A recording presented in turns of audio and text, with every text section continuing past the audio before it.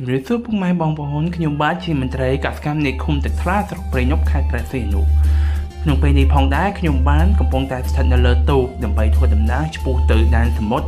នៃឃុំទឹកថ្លាស្រុកព្រៃនប់ខេត្តព្រះសីហនុដើម្បីសិក្សាពីស្ថានភាពនៃការចិញ្ចឹមត្រីសមុទ្រនិងប្រភេទពូជត្រីសមុទ្រដែលបងប្អូនវរីបាបកបានចិញ្ចឹមនៅលើផ្ទៃដីសមុទ្រនេះផងដែរចឹងមិនថាជីវិតគឺវាមិនទៀងទេណាមន្ត្រីកសិកម្មមិនមែននៅលើតែវាស្រែឬឆ្លងកាត់ស្រែតែមួយមុខទេបងប្អូនថ្ងៃនេះគឺខ្ញុំនៅកណ្ដាលសមុទ្រផ្ទាល់តែម្ដងដើម្បីផ្ដិតយកនៅទស្សនភាពក៏ដូចជាគោលបំណងសិក្សាអំពីបញ្ហារបស់ប្រជាវរីបព្វកររបស់ពួកយើងដែលពួកគាត់បានជួបប្រទះក៏ដូចជានឹងជួយសបផ្សាយតាក់ទងជាមួយនឹងប្រភេទពូជត្រីដែលនៅក្នុងស្រុកផលិតផលរបស់ខ្មែរដែលប្រជាពលរដ្ឋខ្មែរយើងខិតខំចិញ្ចឹមហើយខ្ញុំចង់បញ្ជាក់ថាការចិញ្ចឹមត្រីរបស់វរីវប្បករនៅក្នុងឃុំទឹកថ្លានេះគឺมันមានការប្រើប្រាស់សារធាតុគីមីឬចំណីគឺចំណីជាបែអ្វីទេគឺជាចំណីកូនត្រីសុទ្ធតែម្ដងណាបងប្អូនឥឡូវខ្ញុំសុំចាត់ទូករេរហ្នឹងអញ្ចឹងមិនថាគេថាក្រោយភ្លៀងហើយមេឃស្រឡះប៉ុន្តែដូចជាអត់ចឹងទេសម្រាប់មន្ត្រីកសិកម្មយើងក្រោយភ្លៀងហើយគឺត្រូវឡើងជិះទូកទៅមួយថងទៀតអានេះរងចាំភ្លៀងព្យុះបងប្អូននៅសមុទ្រតែធ្វើម៉េចនេះជាកាតព្វកិច្ចនិងការងាររបស់យើងដែលត្រូវបំពេញឲ្យចឹងណាឥឡូវនេះបងប្អូនអាចមើលទស្សនានៅទេសភាពស្អាតចឹងណានេះខ្ញុំនៅលើទូកទៅវិញដឹងទៅវិញអីណែ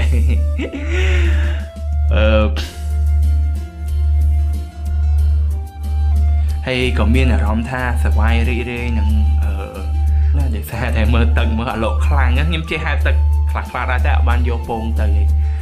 តែដូចជាអត់អីទេពេលទៅហ្នឹងព្រោះយើងកូនអ្នកសមុទ្រដែរអញ្ចឹងណានេះបងប្អូនមកដល់ហើយបាយត្រីរបស់ពួកគាត់អញ្ចឹងណានៅកណ្ដាលសមុទ្រហ្មងចាំនិយាយទៅត្រីហ្នឹងជាប្រភេទត្រីល្អមែនតើរសជាតិតម្លៃអីយើងយកទៅដាក់តុកាឬទិញមកញ៉ាំវិញគឺអត់ខ្លាចផលប៉ះពាល់ទេបងប្អូនណា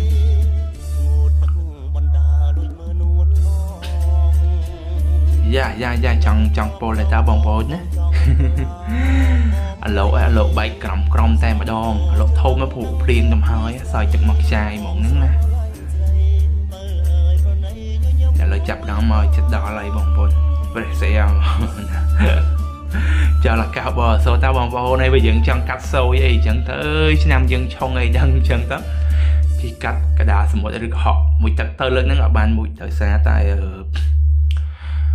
ហ៊ានខ្យល់ហើយចឹងហ៊ានងូតបើទៅហត់ហ្នឹងមិនបាក់ថ្ងៃចង់ងូតទេតាឥឡូវនេះមកជួយខ្ញុំចំណីត្រីរបស់គាត់នេះចំណីត្រីនេះមួយថ្ងៃអស់ប៉ុណ្ណឹងបងប្អូនឃើញតែត្រីហ្នឹងតម្លៃ 25,000 អីចឹងទៅគាត់ថាតម្លៃខ្ពស់កាប់អត់ទេមើលចំណីមួយថ្ងៃចំណាយអស់ច្រើនណាពួកគាត់ពិបាកទប់ទល់lạiចឹងណាហើយសម្រាប់អាលើនេះគេប្រើសម្រាប់ខាំងកុំឲ្យមានអ្នកលួចអីចឹងណាបើសិនជាលួចយើងដឹងថ្ងៃពេលដាច់នឹងដាច់អីចឹងណាបងប្អូននេះបាយរបស់គាត់បងគាត់ចំប្រហែលជា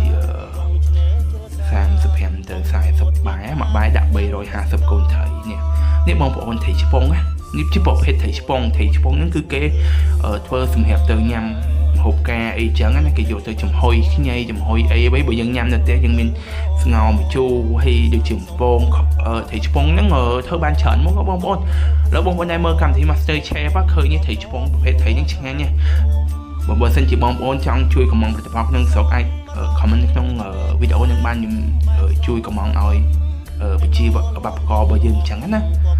ហើយមិនមានប្រភេទត្រីតែមួយមុខទេបងត្រីនឹងតែមួយមុខទេបងប្អូនទៅចាំមើលទៅចាំទស្សនាទៀតណាបងប្អូន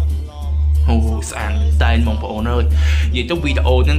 ខ្ញុំអត់ដឹងកាត់កន្លែងណាចោលដោយសារតែ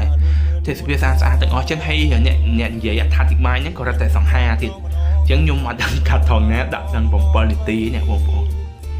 ណាឥឡូវនេះចាំមើលតិចទៀតគាត់ចិញ្ចឹមត្រីចូល 4-5 មុខដែរណាចាំត្រី 4-5 មុខដែរណាឥឡូវនេះចាំមើលបាយត្រីតនេះជាប្រភេទ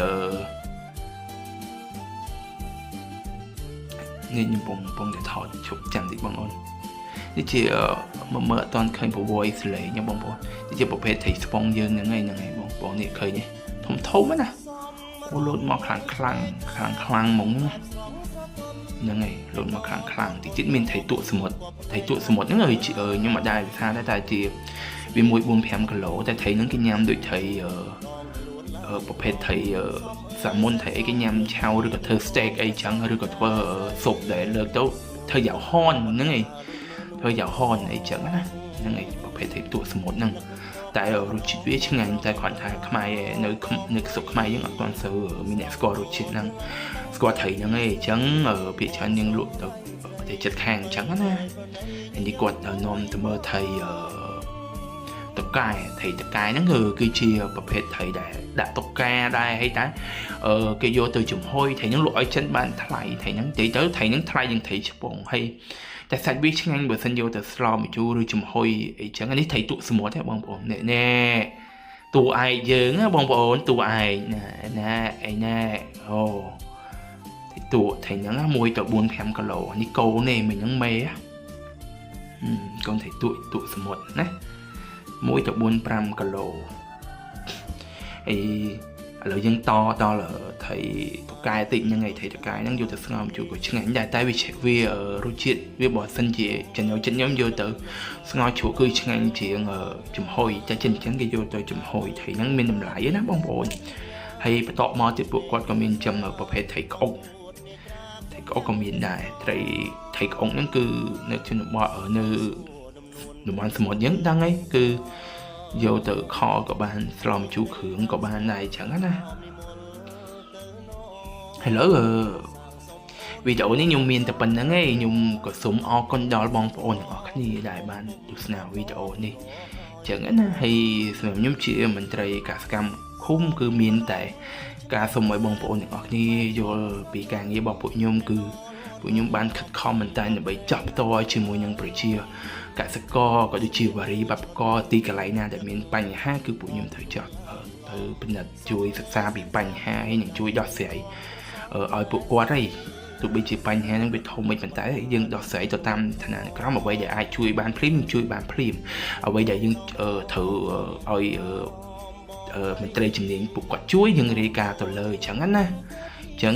ពួកយើងអាចដែរទុកទូនាទីរបស់យើងចោលទេណាអញ្ចឹងខ្ញុំមានតែប៉ុណ្្នឹងឥឡូវបងប្អូននេះទស្សនាមើលបាយត្រីបាទសូមអរគុណជំរាបលាទាំងអស់គ្នា